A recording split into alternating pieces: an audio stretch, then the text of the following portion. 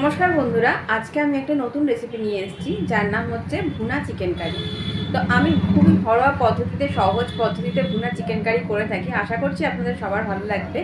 तो चलुन शुरू करी भुना चिकेन कारि आमी किभाबे करि।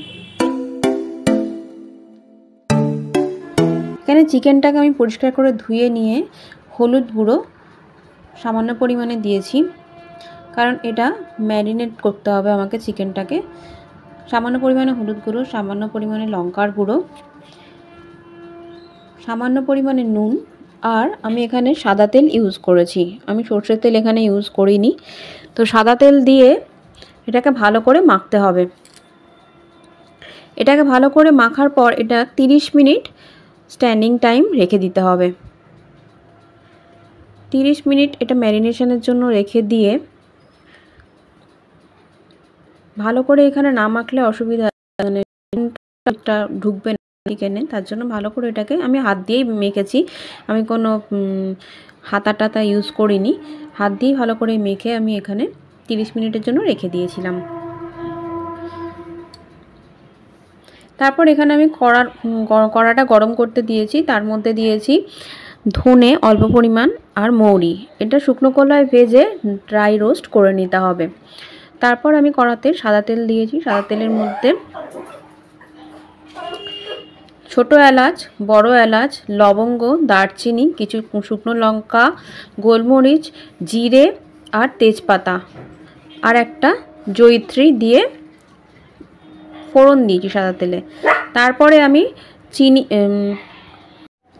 তারপর পেঁয়াজটা এখানে তেলের মধ্যে দিয়ে দিতে হবে।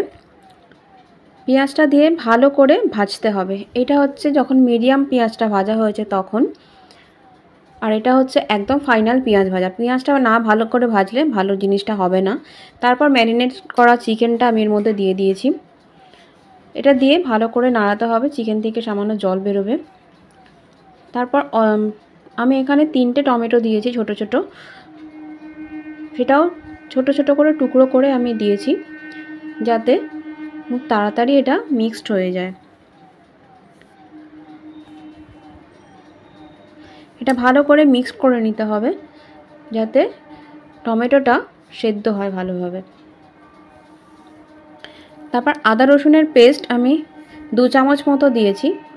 আদা রসুনের পেস্টটা দিয়ে ভালো করে কষাতে হবে। যেহেতু এটা ভুনা তার জন্য কষানোটাই মেন। জল আমি এখানে বেশি ইউজ করিনি, এই মাংস থেকে যে জলটা বেরোচ্ছে সেটাতেই হয়ে যাবে। তারপর ওই ভাজা যে মশলাটা, ওই মৌরি আর ধনের যে ভাজা মশলাটা সেটা এখানে দিয়ে দিলাম। এটা দেওয়ার পরে আমি এখানে হলুদ গুঁড়ো অ্যাড করেছি। ম্যারিনেশনে অল্প হলুদ গুঁড়ো দিয়েছিলাম, এখানেও অল্পই দেবো যেহেতু আগে আমার হলুদ গুঁড়ো দেওয়া আছে। আর আমি এখানে ইউজ করব এবার কাশ্মীরি লঙ্কার গুঁড়ো। কাশ্মীরি লঙ্কার গুঁড়োটা দেওয়ার পর ভালো করে মিক্স করে নিতে হবে। তারপরে আমি এখানে নুন দিয়েছি, আমার অলরেডি আগেই নুন দেওয়া ছিল। তারপর নুনের পর আমি সামান্য পরিমাণে চিনি দিয়েছি ব্যালেন্সটা মেনটেন করার জন্য। ওটা মিক্স করে নিয়ে আমি এখানে টক দই, ফ্যাটানো টক দইটা দিয়ে দিলাম। টক দইটা দিয়ে ভালো করে এটাকে মিক্স করে এটাকে ফুটতে দিতে হবে। আমি এখানে জল না ইউজ করার মতনই, মানে একদমই দিইনি, সামান্য পরিমাণে একটুখানি জল জাস্ট দিয়েছি। যা জল এটা বেরিয়েছে সেটা মাংসের থেকেই বেরিয়েছে। দেখতেই পাচ্ছেন কালারটা কত সুন্দর এসেছে।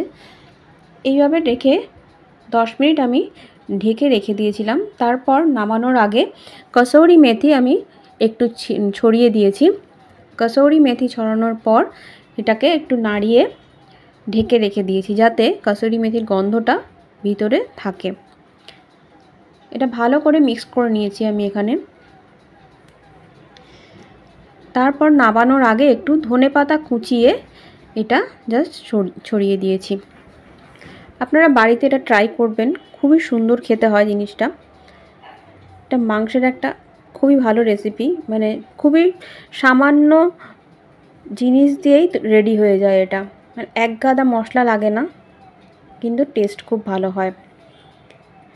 তো এরপরে আমার রেডি হয়ে গেছে ভুনা চিকেন কারি। তো আমি এবার সার্ভ করে দেব। তো দেখতেই পাচ্ছেন কালারটা কত সুন্দর এসছে। এটা সমস্ত কিছু দিয়ে খাওয়া যেতে পারে, ভাত, রুটি, নান সমস্ত কিছু দিয়ে খাওয়া যায়।